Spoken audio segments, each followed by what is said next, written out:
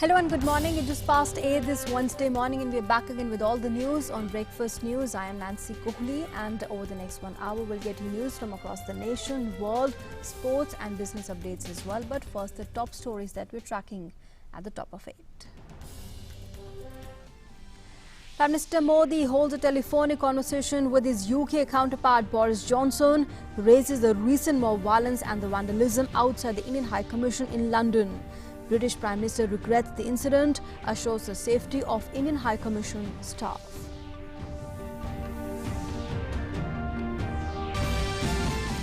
United States appreciates India's position that recent developments in Jammu and Kashmir are an internal matter of India. Speaking with the Raksha Mantri Rajnath Singh, the US Secretary of Defense Dr. Mark Esper hoped that any issues between India and Pakistan will be resolved bilaterally.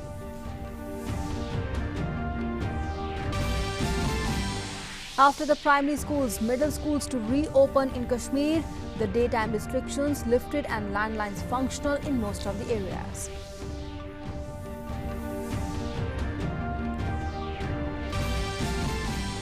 Prime Minister Modi to meet the Zambian President, who is on a visit to India. Bilateral talks and the exchange of agreements on the cards.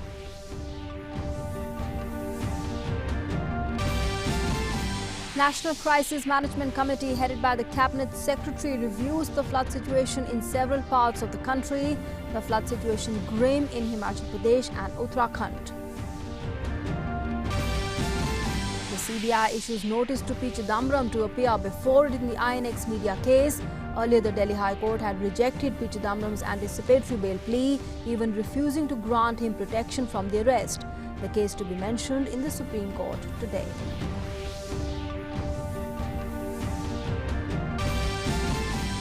Italian President Sergio Mattarella begins 2 days of talks with the parties to seek a way out of a political crisis. Earlier, Prime Minister Conte resigned after launching a blistering attack on his own Interior Minister Matteo Salvini, accusing him of sinking the coalition and endangering the economy. In sports news, in the BWF World Championships, India's HS Prannoy stuns former champion Lin Dan on China in round 2 to enter the next round.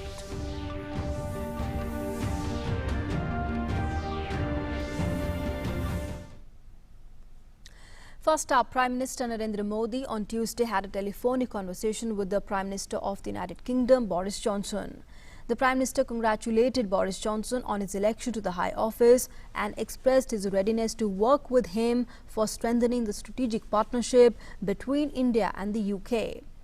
Prime Minister Johnson warmly congratulated Prime Minister Modi on his emphatic electoral victory for the second term in office. Both the leaders agreed that as the world's preeminent democracies, the two countries have much to contribute together to effectively address the many challenges faced by the world today.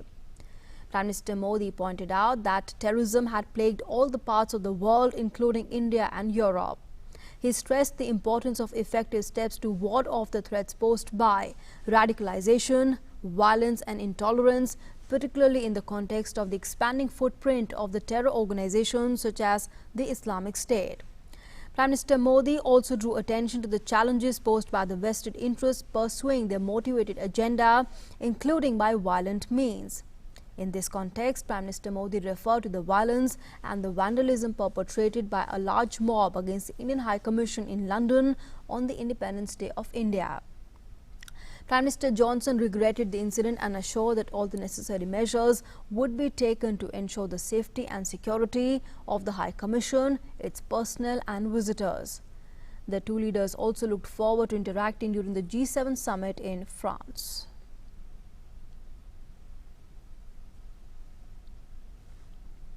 And Raksha Mantri Rajnath Singh had a telephonic conversation on Tuesday with the US Secretary of Defense Dr. Mark Esper. Rajnath Singh congratulated Dr. Esper on his appointment as the US Secretary of Defense. Both the ministers expressed happiness at the significant progress in the bilateral defense cooperation and reaffirmed their commitment to strengthening and deepening the relations further. They also exchanged views on a range of issues related to military cooperation, defense policy, R&D cooperation, defense trade, technology and industrial cooperation. The Raksha Mantri also raised the issue of cross-border terror affecting India and appreciated US's support for India's effort to maintain peace and stability in the region. He said that issues relating to Article 370 are an internal matter of India, which are aimed at improving growth and economic development, democracy and prosperity for the people of Jammu and Kashmir. The US Secretary of Defense appreciated India's position that the recent developments in Jammu and Kashmir are an internal matter of India. He hoped that any issue between India and Pakistan will be resolved bilaterally. And in Jammu and Kashmir, the day was marked by further easing of restrictions in both fixed-line telephone services and in the daytime stepping out of homes for people. The situation has remained peaceful since the revocation of special status under Article 370, and normalcy is becoming the norm. Barricades were removed from Srinagar's landmark Lal Chowk for the first time on Tuesday after 15 days.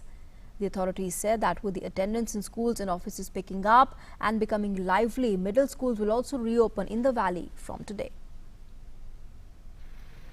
Jammu and Kashmir continues to move on the fast track to complete normalcy. Restrictions are being gradually eased after the abrogation of Article 370 in J&K. Almost 75% of fixed-line telephone services have been restored by the administration. Principal Secretary Planning and Development Rohit Kansal said 73,000 telephone connections are now operational. He also said middle schools will open in some areas of the valley from Wednesday. Primary schools हमने कल खोले थे. आज attendance में improvement हुई है और अभिभावकों से बहुत सी requests आई हैं. So keeping that in view, हमने ये तय किया है कि कल से उन क्षेत्रों में जहां primary schools चल रहे थे, middle schools भी खोले जाएं. He also said that daytime restrictions have been eased from most of the police stations in Srinagar. He said inter-district transportation is also normal and adequate supplies of essential items and medicines are being provided to the people. Public transport has begun to function and आज से हमारे पास inter-district transport movement की भी reports आई हैं. National highway and the airport continue to be normal.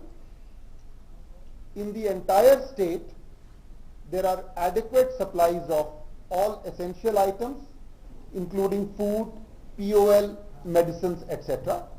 Barricades were also removed from the commercial centre of Srinagar, Lal Chowk, after a gap of 15 days, and vehicles were allowed to ply. Markets opened and vehicles were plying. Work has also resumed in government offices as well. Jammu and Kashmir Police have appealed to the people to inform the police control room regarding any person spreading rumours or malicious content. The police requested the citizens to share information regarding such people by contacting PCR Jammu telephone number 0191 254 2001, 254 2000, 256 0401, 254 4581 and helpline numbers 2560 244 and 100. Colleges saw a good turnout of students on Tuesday. आज तकरीबन 50% बच्चे जो हैं वो हमारे इस college में आ गए हैं. बड़े पुरअमन तरीके से हमारी क्लास जो चल रही हैं और एग्ज़ाम जो यूनिवर्सिटी के हैं वो पेपर भी यहाँ पर जो हैं बड़े पुरअमन तरीके से हो रहे हैं. Schools have also opened in Jammu. Children have been expressing their happiness at the schools being reopened. हम काफ़ी एक्साइटेड हैं. आज 15 दिन के बाद स्कूल अपने फ्रेंड्स से मिलेंगे. हमारी पढ़ाई कंटिन्यू चलेगी. काफ़ी लॉस हुआ है पढ़ाई का. सिलेबस बहुत पीछे चल रहा है हमारा. आज बहुत ज़्यादा हम एक्साइटेड हैं. आज हमारा फर्स्ट डे था. हमारे टीचर अभी हमारे साथ बहुत अच्छे से कोऑपरेट कर रहे हैं. हमें उम्मीद है कि हम अच्छे से एग्ज़ाम्स को भी आगे कवर करेंगे और साथ ही साथ में जो हमारी रेगुलर क्लासेस होंगी वो भी लगेंगी. Restoration of telephone services has also come as a big relief for the people of the state. In Doda, for the benefit of the people, telecom services were made available at the office of the Deputy Commissioner, where people came in large numbers to connect with their loved ones. हमने सारे towns में जो है वो public PCOS लगाए हैं. अभी डोडा town में जैसे कि आप देख रहे हैं कि 5 जगहों पे फ्री पीसीओज हैं. लोगों से अपील करना चाहूँगा कि जहाँ जहाँ पे उनको ज़रूरत है कि वो कांटेक्ट करने की, तो वो आके इन फ्री पीसीओज का जो है वो बेनिफिट उठा सकते हैं. उसी के साथ साथ जो हमारे बाकी टाउन्स है, कारा है या फिर बदरवा है, फिर बाटरी है, इन जगहों पे गंदों में यहाँ पे भी फ्री पीसीओज लगाए गए हैं. तो ऐसी कोई इमरजेंसी सिचुएशन है तो फिर लोग जो है उसका बेनिफिट ले सकते हैं. And these visuals from Riyasi and Jammu say it all. The Divisional Commissioner of Jammu addressed a Gram Sabha in the Panthal block of Riyasi. Hundreds of locals participated with great enthusiasm. The situation is normal in the state and is only expected to get better in the days to come. With inputs from Rama and Abhishek in Srinagar and Jammu Bureau, DD India. One terrorist has been gunned down in an encounter with the security forces in Baramulla in Jammu and Kashmir. The encounter broke out on Tuesday evening, and this was the first encounter between security forces and terrorists in Kashmir since 27 July. Special police official Bilal attained martyrdom in the encounter, while the SI Amardeep Parihar injured and is being treated at the army hospital. Meanwhile, the encounter is over now and the search operations are underway. The identity of the slain terrorist is being ascertained, and also a huge cache of arms and ammunition have also been recovered from the encounter site. And moving on now to some other news, Prime Minister Narendra Modi will meet the Zambian President in New Delhi today, and both the leaders will also hold delegation-level talks. The bilateral talks are expected to review the entire gamut of bilateral relations and expected to cover issues of bilateral, regional and international interest. The visiting president will also meet President Ramnath Kovind during his 3-day visit to India. And our next big story on the flood situation. The several parts in northern India are facing the brunt of heavy rains and floods affecting normal life. However, with the decline in the rain intensity, there has been some improvement in some parts of the country. In the hill states of Uttarakhand and Himachal Pradesh, floods and landslides have caused heavy losses. At least 38 people have killed in the rain-related incidents. The worst hit state being Uttarakhand, where all the rivers are overflowing due to incessant rains over the past 2 days. The Ganga is flowing above the danger mark in Haridwar. Chief Minister Trivendra Singh Rawat visited the areas battered due to cloudbursts in Uttarkashi and took stock of the situation. He's directed officials to take all the necessary measures and pace up the relief and rescue work. The Chief Minister said that at least 15 people have lost their lives while 6 are still missing, and several others are also reported to be injured. In Himachal Pradesh, situation is getting back to normal with no rains reported. However, a building collapsed in Hamirpur due to floods. In Uttar Pradesh, it's a flood-like situation due to overflowing Ganga, Yamuna and Ghagra rivers. And this has led to the increase in the water levels of the rivers in neighboring states. In Punjab and Haryana too, many areas are facing a flood-like situation. Several villages of Ludhiana, Roopnagar and Jalandhar are still submerged because of cracks in the dams. Rescue operations were carried out in Jalandhar to evacuate those stranded. In Haryana, directions were issued to evacuate people from affected areas of Yamunanagar, Kaithal, Kurukshetra, Karnal, Panipat and Sonipat districts.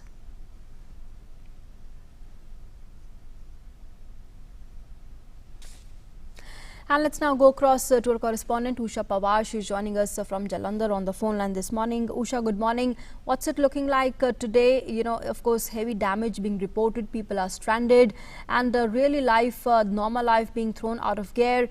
Is the danger does the danger still persist, or is it better today? Yes, good morning, Nancy. If we talk about Punjab, the different rivers, the 3 different rivers flowing through Punjab, they are receding now, and that is a big relief for the people of Punjab. And if we talk about the different districts, almost 16 to 18 districts were affected by the flash floods, you can say, when the rivers, they were overflowing the nalas and the tributaries, and the canals, they were overflowing, and it flooded these areas very badly, and made the lives of the people very miserable. The worst affected was the Ropa district, where today and tomorrow also the schools along the river Satluj of over 26 villages, they've been asked to they've been closed for today and tomorrow. And apart from that, but in Ropa district, the big respite is that people have started going back to their homes, which they have left. Now the situation is improving over there because the water is receding. And if we talk about Jalandhar in Jalandhar district, the Lonia block, particularly the villages along Satluj, they are badly submerged even today. And the district administration, they'll be carrying out relief operations today also, because people are stranded and surrounded by waters.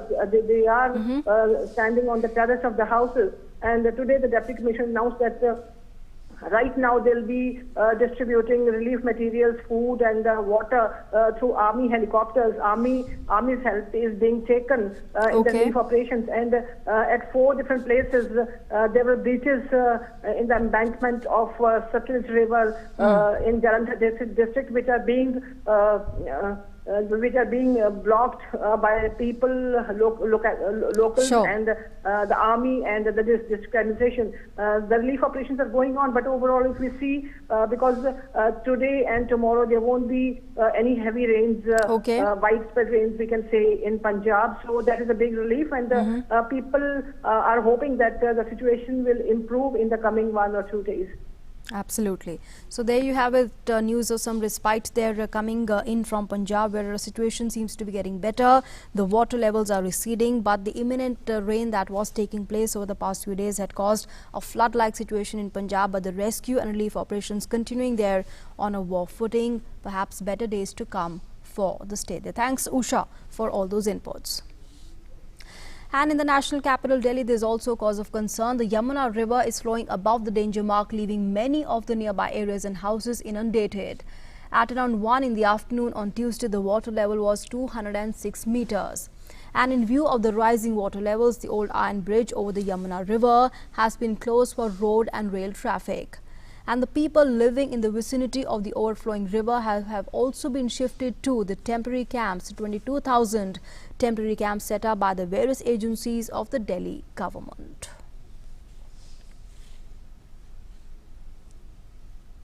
And relief and rescue operations are also being carried out in all the affected states.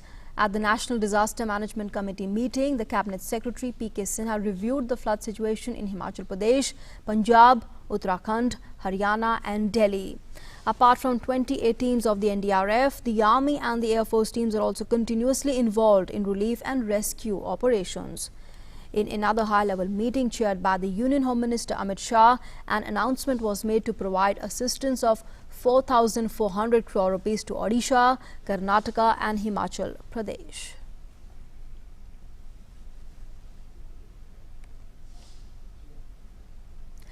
Moving on now, hours after the Delhi High Court refused the former Union Finance Minister P. Chidambaram to grant any protection from arrest in the INX media case, the CBI issued a notice to him asking him to appear before the investigating officer after failing to find him at his residence. The Delhi High Court on Tuesday refused to grant any protection to Chidambaram from arrest by the CBI and the Enforcement Directorate. Chidambaram is likely to seek protection from arrest from the Supreme Court today.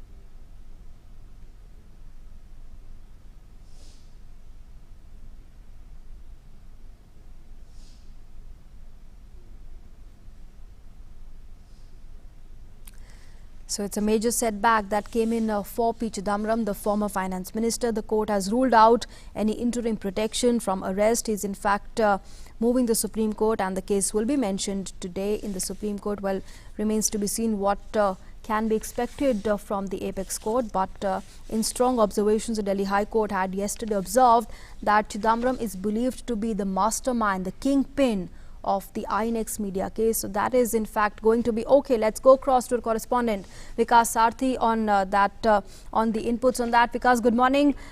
Strong observations that came in from Delhi High Court saying that Chidambaram is believed to be the mastermind, the kingpin of the entire case. That is going to perhaps decide the turn that this case takes in the days to come, Vikas, and a major setback that came in from the Delhi High Court refusing interim protection from arrest. Right, Nancy, it's a crucial day for P. Chidambaram. Yesterday, High Court observed many strict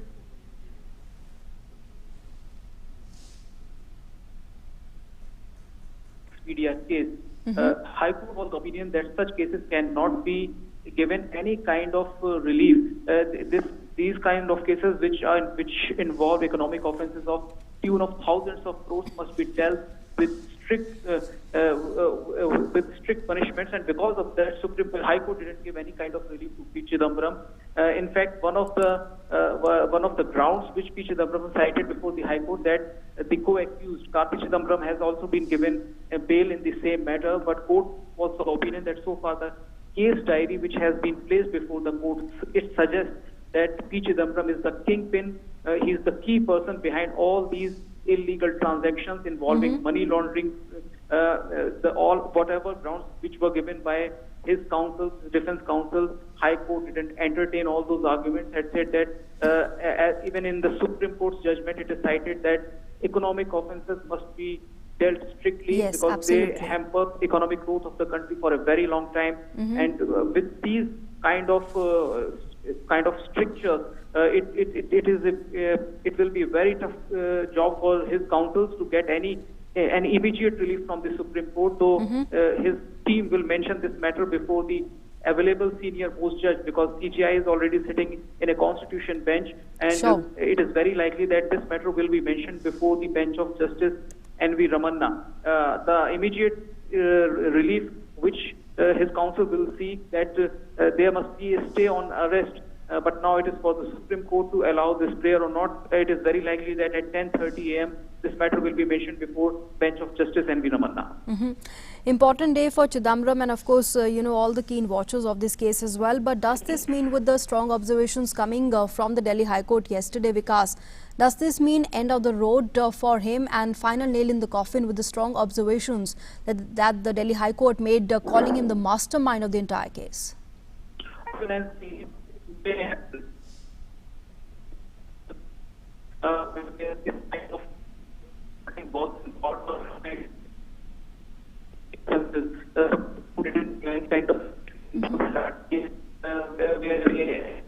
Because I'm sorry to inform you, but we are getting disturbed audio from your side. We'll try and get back to you and get the latest on those developments that will take place as far as the INX media case is concerned, while CBI has issued notice to P. Chidambaram, and the case is expected to be mentioned in the Supreme Court today.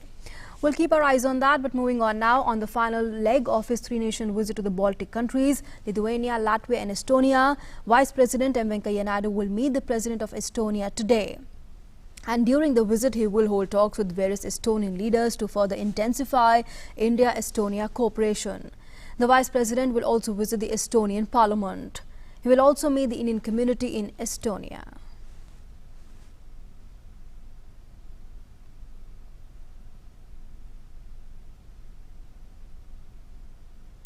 An External Affairs Minister S. Jaishankar on Tuesday called on the Prime Minister of Bangladesh, Sheikh Hasina, in Dhaka. The minister had a discussion with her on issues of mutual interest. He said India is looking forward to hosting Prime Minister Hasina in October in New Delhi.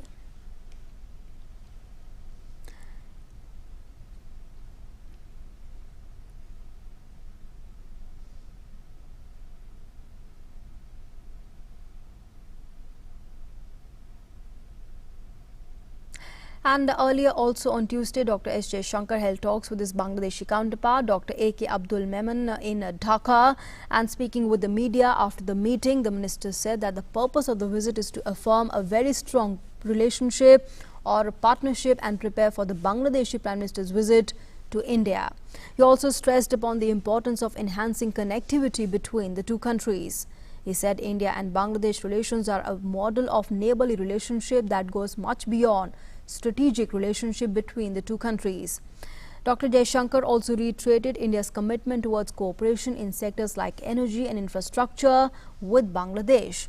The minister said India is looking forward to a mutually acceptable formula on the water sharing of common rivers between the two nations.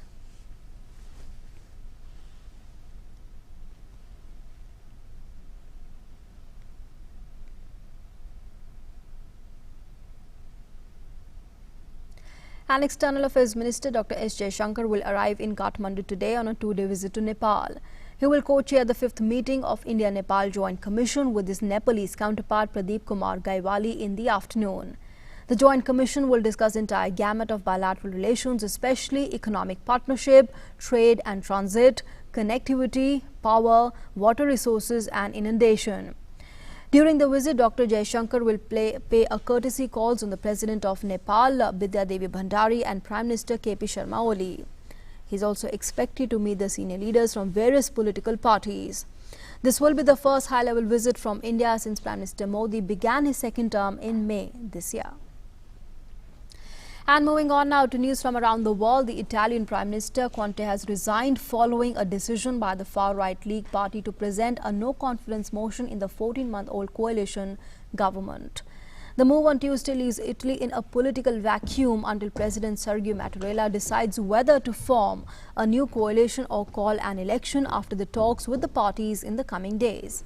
Mattarella charged Conte with heading a caretaker administration after he handed in his resignation, pending consultations on a new government that are set to begin today. Addressing Parliament on the turmoil unleashed by the League's move, Conte accused Salvini, who is also Deputy Prime Minister, and the Interior Minister of trying to drag down the coalition for personal and political gains and putting the nation at risk of financial instability. Italy must agree on a budget in the coming months to stave off rising tension with the European Union over Rome's management of its debts. And the U.S. Secretary of State Mike Pompeo pushed the international community to work out how to stop Iran from being unshackled to create new turmoil when a United Nations arms embargo on the country and a travel ban on the head of Iran's elite Quds force expire in October next year. Speaking at a UNSC meeting on the Middle East peace and security challenges on Tuesday, Pompeo called for greater cooperation in the region to produce fresh thinking to solve the old problems, citing problems including the Libyan and the Syrian conflict and a rift between several Gulf states and Qatar. He also singled out Iran, and tensions between Tehran and Washington have risen since U.S. President Donald Trump's administration last year quit an international deal to curb Iran's nuclear ambitions and began to ratchet up sanctions. Pompeo said that the U.S. State Department had put a clock on its website that was counting down to the removal of the measures. And in some more news now, North Korea meets South Korean counterpart in Seoul, while the U.S. Special Representative also for North Korea, Stephen Beijing, met South Korea's Special Representative for Korean Peninsula, Peace and Security Affairs, Lee Do-hoon, in Seoul. In fact, he arrived in South Korea yesterday for a 3-day visit after a trip to Japan. Beacon is traveling in the region to coordinate the efforts to secure the denuclearization of North Korea. That's according to the State Department. And later in the day, he was also scheduled to meet the South Korea's unification minister, but the South Korean government did not elaborate on the meeting's agenda. The denuclearization talks have been stalled despite a commitment being made to revive them at a 30th June meeting between the U.S. President Donald Trump and the North Korean leader Kim Jong-un. And Sudan has completed the formation of an 11-member sovereign council that will run the country for a 3-year transitional period until elections. The spokesperson for the ruling military council has told a news conference that the sovereign council will be led by Lieutenant General Abdel Fattah al-Burhan, who is the head of the Transitional Military Council, which has ruled Sudan since April when the military deposed veteran leader Omar Hassan al-Bashir. The members of the Sovereign Council and the Prime Minister will be sworn in today. Last week, Sudan's main opposition alliance nominated economist Abdullah Hamdok to serve as the Prime Minister in the country's transitional government. A power-sharing agreement signed on Saturday paves the way for a transitional government and eventual elections. It also provides for a sovereign council as the highest authority in the country, but largely delegates executive powers to the cabinet of the ministers. And in some more news now, Brazil's Amazon rainforest witnessed a record number of fires this year. A total number of 72,843 fires detected so far by Brazil's Space Research Center. The surge marks an 83% increase on the same period in 2018. And concerns have also grown over President Jair Bolsonaro's environmental policy. While the conservationists blame the president, saying he has encouraged loggers and farmers to clear the land. And smoke from the fires has also caused a blackout in the city of Sao Paulo on Monday. However, Brazil's Space Research Center said that the satellite images spotted a total of 9,500 new fires in the country since Thursday. And most of the fires were in the Amazon basin, which is the world's largest tropical forest and seen as a vital link to countering global warming. Saudi Arabia has started implementing its landmark reform on travel restrictions on women. It allows the women to travel abroad without permission from a male guardian. That is a step away from the system of male domination that was deeply rooted in Saudi society. The Passport Department said on Twitter that they are receiving applications for women over age 21 to issue or renew passports and travel abroad without any male guardian's permission. The reform came after high-profile attempts by women to escape alleged guardianship abuse, despite a string of reforms by the Crown Prince Mohammed bin Salman.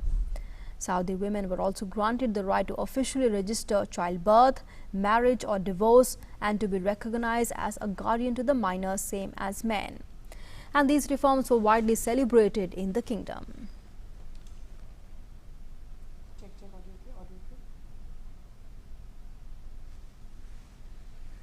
And with that, we are moving on now to our segment, The Finance World. My colleague Anshul is joining us for that.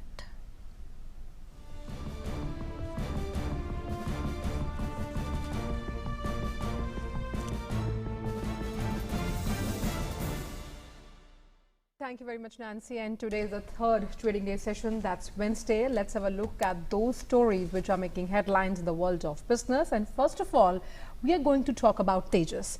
Indian Railways takes first step towards private trains. Yes, Piyush Goyal-led Indian Railways has given IRCTC the go-ahead to run its trains on the Delhi, Lucknow and Ahmedabad-Mumbai routes. The Tejas Express trains on these two routes will be run entirely by IRCTC with a separate fare structure. The move is a part of Indian Railways' 100-day plan and a definite step towards eventual introduction of private trains on the network. The e-ticketing and catering arm of Indian Railways can also choose not to make applicable the concessions that passengers can avail on railway tickets. However, it will be a pilot project, and if it is going on the right path, right way, it will be implemented for other routes as well. Now, news from SEBI. SEBI is working on framework to provide credit rating agencies access to information on loan repayment and possible default from lenders or other institutions. The framework would be asserted as an amended clause in the agreement between an insurer and rate to provide explicit consent for access to information related to loans, repayments, delays, etc. from banks and lending institutions. The paper quoted that if it would be there by SEBI, then these rating agencies will have full access to know about any default information regarding the defaulters. State Bank of India has announced special offers across loan products ahead of the festive season this year. The largest lender in India is providing several benefits on auto loan, personal loan, home loan and education loan. SBI has waived off the processing fees for auto loans. The interest rates on SBI auto loans starts at 8.7% with no escalation in interest. For personal loans, SBI is offering loans up to ₹20 lakh at an interest rate of 10.75% and repayment tenure is 6 years. And that's all we have in this edition of Finance World. Back to Nancy for more updates. Thanks, Anshul, for all those updates. Let's now move on to sports news. While Indian shuttler HS Prannoy stunned multiple-time Olympic and world champion Lin Dan in a hard-fought match, while Sai Praneeth outplayed Lee Dong-kyun to enter the pre-quarterfinals of the World Championship at Basel yesterday. Prannoy, unseeded in the tournament, beat the highly decorated Chinese 21-11, 13-21, 21-7 in a second-round match that lasted 1 hour and 2 minutes. In the pre-quarterfinals, Prannoy faces an uphill task against top seed Kento Momota of Japan.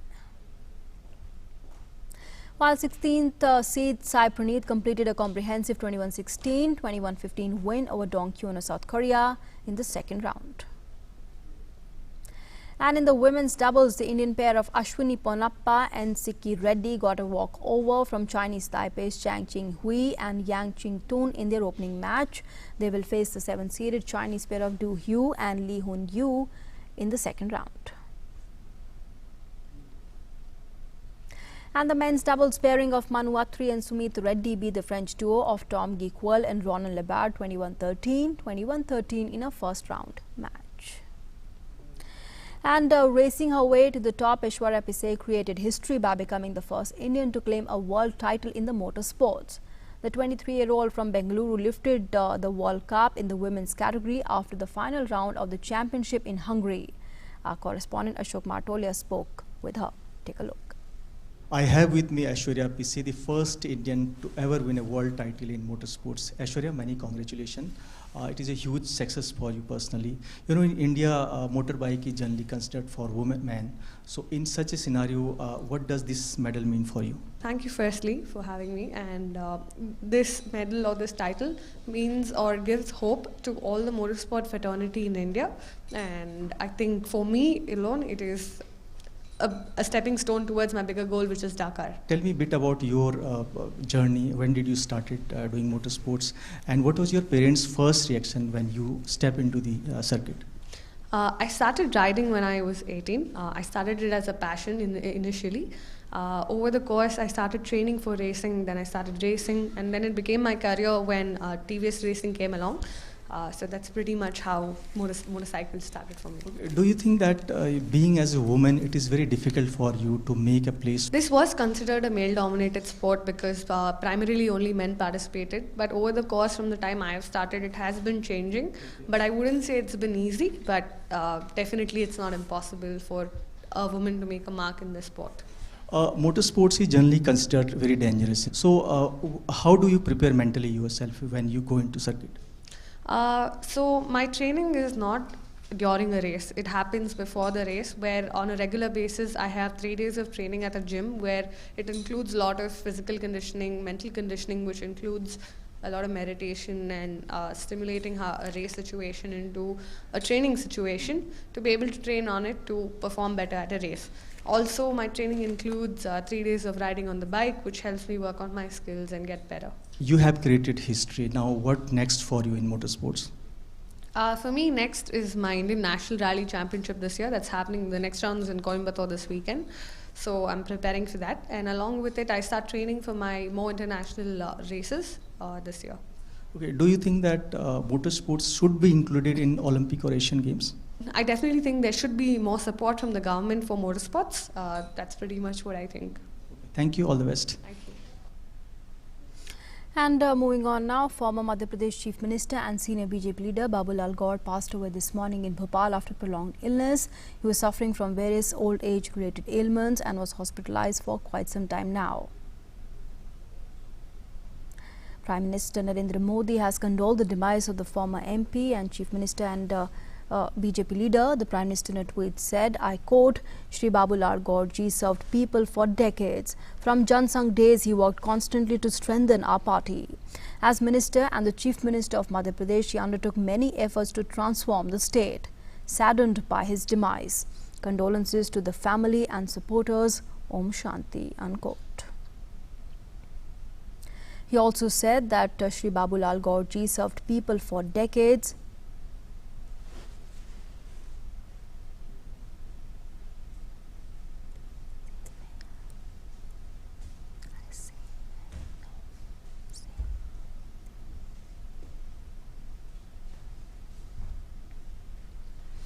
The Prime Minister said from the Jan Sangh days, he worked constantly to strengthen our party. As the Minister and the Chief Minister of Madhya Pradesh, he undertook many efforts to transform the state. Saddened by his demise.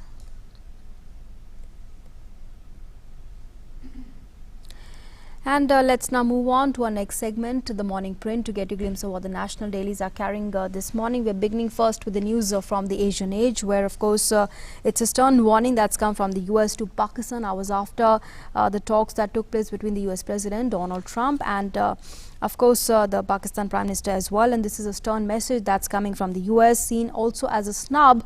The US President has told the Pakistan Prime Minister Imran Khan in a phone conversation to moderate his rhetoric against India and avoid escalation of the situation in the wake of the rising tensions between the two countries on the Kashmir issue. He's in fact advised Imran Khan to moderate his rhetoric on India. Well, that's coming in as, of course, a very strong message and being reported widely on the international platform as well.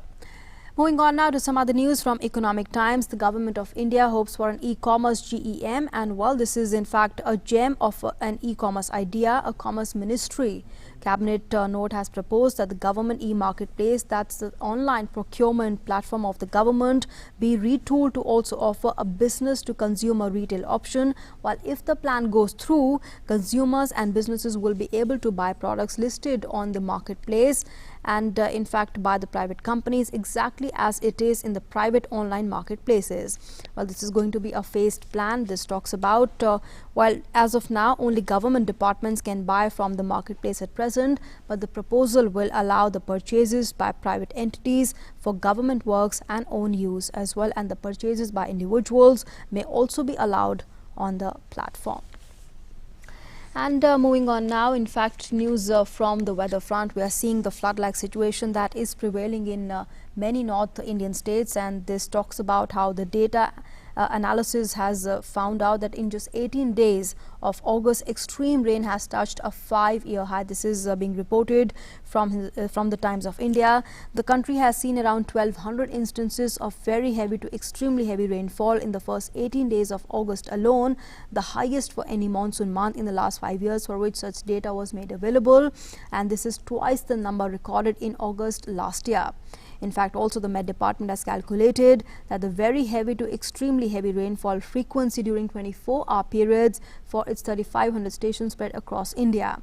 It found that August this year has so far seen the maximum instances of when stations received more than 120 millimeter or 210 millimeter rain.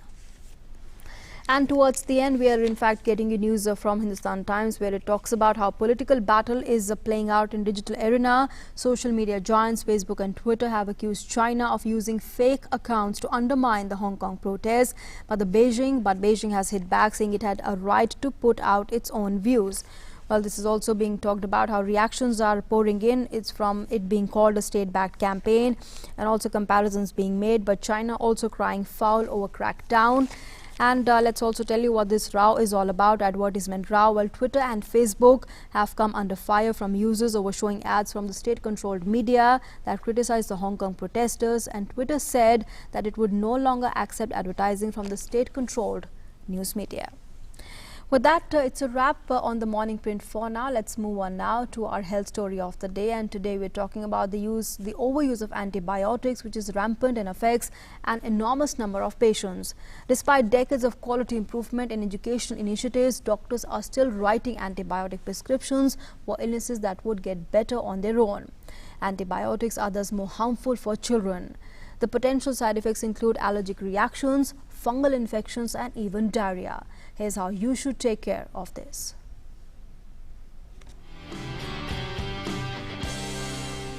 Self-medication in children is quite commonly practiced for many illnesses. It can prove harmful for your child. How to prevent this? To talk about this, we have with us Dr. Soumya Tiwari. Dr. Soumya, it's common that parents do not consult a pediatrician and give the drugs to the child on their own. How harmful can it prove? The common illnesses are diarrheas, seasonal diarrheas, flus, fever, for which parents often seek the advice of chemists or unqualified people, and usually get antibiotics prescribed for their children, which is not good, which is not right. So one has to understand that there are certain viral illnesses which spontaneously recover over some time. So one needs to know what are those illnesses, for how long one has to wait before concluding that this is a bacterial illness and this needs antibiotics.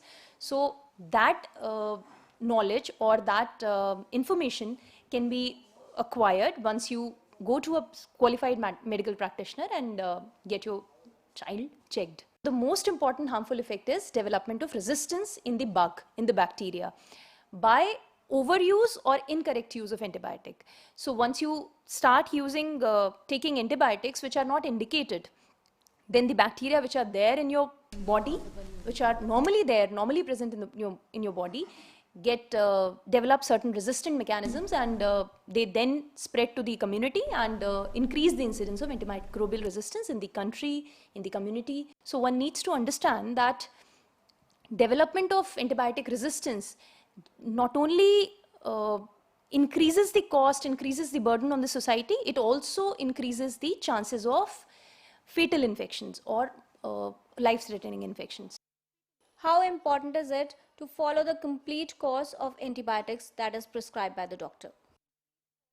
So normally a doctor writes the drug, the dose, the intervals and the duration. So you have to strictly follow those instructions. Don't just use the leftover drugs, or don't seek the drug from any family member who has previously used the drug, or don't just buy the drug from a chemist without prescription. So that has to be strictly discouraged. Dr. Soumya, how important is preventing infections in children to reduce the risk of antibiotic resistance? Once you prevent an infection from occurring by following certain precautions like maintaining hygiene, by vaccinating your child, by giving him normal or balanced diet, you can actually prevent many of the bacterial illnesses.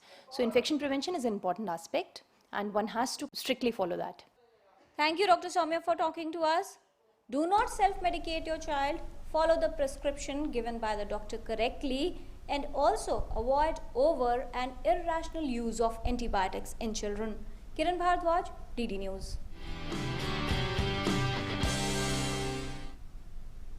And time now for our Good News India story. Well, this is the story of imbibing a sense of community in children. The founder of So Good, Pragati Chaswal, believes that children should stay connected with the nature despite an urban lifestyle. She's even teaching children about where our food comes from, in other words, farming. Take a look at this story. Pragati Chaswal of Delhi used to work in the advertising industry. Her child once asked her a straightforward question. Where does the food on our plate come from, and how is it grown? The question set Pragati thinking, and from there began the idea of So Good.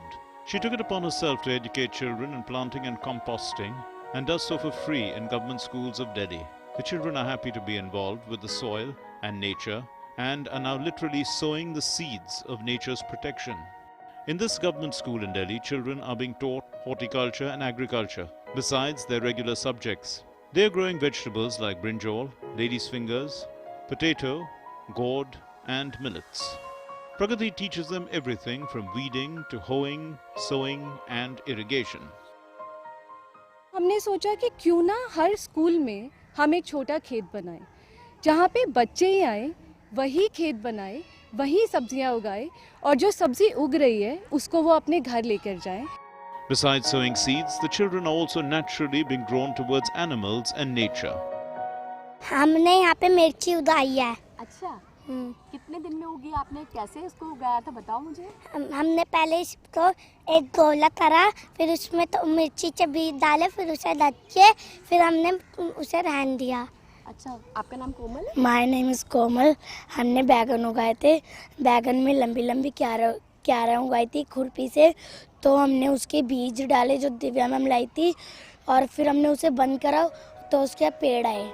Pragati believes that until children learn farming themselves, they will not understand its importance in nature and in providing food. Interestingly, those children who used to take little interest in their studies earlier are now applying their minds to science and relating science with nature. Science is best understood with practical training. The inquisitive faces of these children are the proof that Pragati Chaswal has found a unique method of sowing good. And she has done so without much financial support. She continues to teach farming to children from both government and private schools. Bureau Report, DD News. And with that, let's now move on, take a look at the weather conditions across the country for today.